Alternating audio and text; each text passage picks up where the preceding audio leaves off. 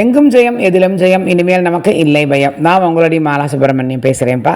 அதாவது நம்ம நிறைய புண்ணியங்கள் பண்ணியிருப்போம். கோவிலுக்கு போயிருப்போம், கோவிலுக்கு அபிஷேகத்துக்கு காசு கொடுத்துருப்போம், ஆற்றுலேயே நிறைய வழக்கைத்து ஸ்லோகங்கள்லாம் சொல்லியிருப்போம். ஒரு சில பேருக்கு ட்ரெஸ் எல்லாம் வாங்கி கொடுத்துருப்போம், ஒரு சில பேருக்கு ஸ்கூல் புக்ஸ் வாங்கி கொடுத்துருப்போம். அந்த மாதிரி எத்தனையோ நல்ல காரியங்கள் பண்ணியிருப்போம். எல்லாத்தையும் விட அன்னதானம் அப்படிங்கிறது ரொம்ப சிறந்த ஒரு காரியம். அதாவது அன்னதானம் பண்ணியாச்சுன்னா எவ்வளோ நல்லது அப்படிங்கிறத இப்போ தான் நான் ஒரு லாஸ்ட் வீடியோவில் கூட சொல்லியிருந்தேன் உங்களுக்கு. இன்றைக்கி தான் சொல்லியிருந்தேன். அதாவது நம்ம வந்துட்டு பழைய காலத்து கதைகள்லாம் புராண கதைகள்லாம் தெரியும். நம்ம வந்துட்டு முடிஞ்ச வரைக்கும் நம்ம குழந்தைகளுக்கெல்லாம் அதை தயவு பண்ணி நம்ம ஷேர் பண்ணுங்கோ. அந்த குழந்தைகளுக்கு எல்லாம் அது தெரியணும், இந்த காலத்து குழந்தைகளுக்கும். அதாவது கர்ணன் உங்களுக்கு எல்லாருக்குமே தெரியும். மகாபாரதத்தில் கர்ணன் அப்படிங்கிற கேரக்டரை வந்துட்டு யாருக்குமே மறக்கவே முடியாது. செஞ்சோற்ற கடன், அதாவது நீ என்ன எதாவது பேசியாச்சுன்னா இவன் பெரிய கர்ண பரம்பரை எல்லாம் கொடுப்பான் அப்படின்னு சொல்லுவா பத்தியாளா. அந்த மாதிரி கர்ணன் வந்துட்டு இல்லைங்கிற வார்த்தையே சொல்லாமல் விஸ்வரூப தரிசனமே கிடச்சிது அவருக்கு, கர்ணனுக்கு சாகும்பொழுது. ஏன்னா அப்பேற்பட்ட ஒரு புண்ணியம் பண்ணியிருக்கார் அவர். அவருக்கே வந்துட்டு அவர் இறந்ததுக்கப்புறம் மேல்லோகத்துக்கு போயிட்டார் இல்லையா. அங்கே போன உடனே அவருக்கு பசி தாங்கவே முடியலையாம். என்ன சாப்பிட்டாலும் பசி நிற்கவே இல்லையா. அவர் அவ்வளோ கஷ்டப்பட்டிருக்கார். அதுக்கப்புறமா வந்துட்டு பிரம்மதேவன்கிட்ட போய் அழறார். நான் என்ன தப்பு பண்ணினேன், அத்தனை பேருக்கும் இல்லைன்னு சொல்லாமல் கொடுத்துக்கிட்டே தானே இருந்தேன். ஆனால் எனக்கு எதுக்கு இந்த ஒரு தண்டனை கிடச்சிருக்கு? என்னால் பசி நிவர்த்தியே இன்னைக்கு குறையவே இல்லை சுத்தமாக.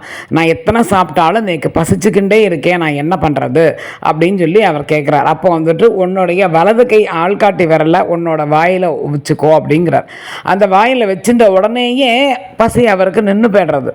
அந்த மாதிரி இப்போ சரி இது எதனால் நடந்தது அப்படின்னு சொல்லி கேட்குறார். நீ எல்லாவோ தானம் பண்ணின, என்னெல்லாம் கொடுக்கலாமோ எல்லாமே கொடுத்த, ஆனால் அன்னதானம் மட்டும் நீ பண்ணலை அப்படின்னு சொல்கிறார். மறந்து விட்டாய் அப்படிங்கிறார். சரி, அப்போ இந்த விரலுக்கு எப்படி இவ்வளோ சக்தி வந்தது? இந்த விரலாம் என்னோட வாயில் வச்சிருந்த உடனேயே இன்றைக்கி பசி நின்று போயிடுத்தே அப்படின்னோன்னா, ஒன்றும் இல்லை, ஒரு நாளைக்கு நீ அவள் அந்த காலம் ரோந்து போவா பற்றில நைட்லலாம் வேறு வேஷம் போட்டுக்கிட்ட நாடு எப்படி இருக்குதுன்னு பார்க்குறதுக்காக அந்த மாதிரி நீ ஒரு நாளைக்கு போயின்னு இருக்கும் பொழுது நிறைய பேர் இங்கே எங்கே அன்னதானம் போடுறாளே, இது எங்கே அப்படின்னு சொல்லி கேட்டிருக்கா.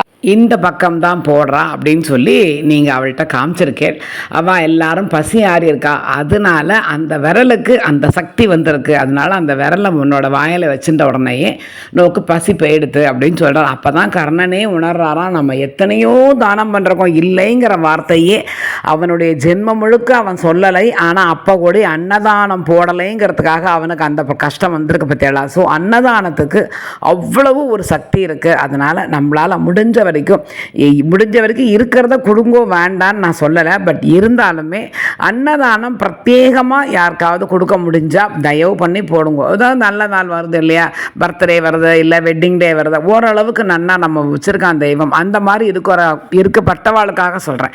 போய் ஒரு அங்கே ஏதாவது ஒரு ஆர்ஃபன்ஸோ இல்லை அநாத ஆசிரமம் இல்லை யாரோ பிச்சைக்காரர் இருந்தாலும் எல்லாரும் ஒரு 4-5 பேருக்கு என்னமாவது வாங்கி கொடுத்து காசு கொடுக்கறத விட அன்னதானமாக போடுறதா ரொம்ப பெரிய விஷயம். ஸோ முடிஞ்ச வரைக்கும் அன்னதானம் முடிஞ்ச வரைக்கும் கொடுக்க பாருங்கோ. கண்டிப்பான முறையில் அது நம்மளுடைய வாழ்க்கையில் நம்மளுடைய குழந்தையில நம்ம பரம்பரையை காப்பாற்றுற சக்தி அன்னதானத்திற்கு உண்டு.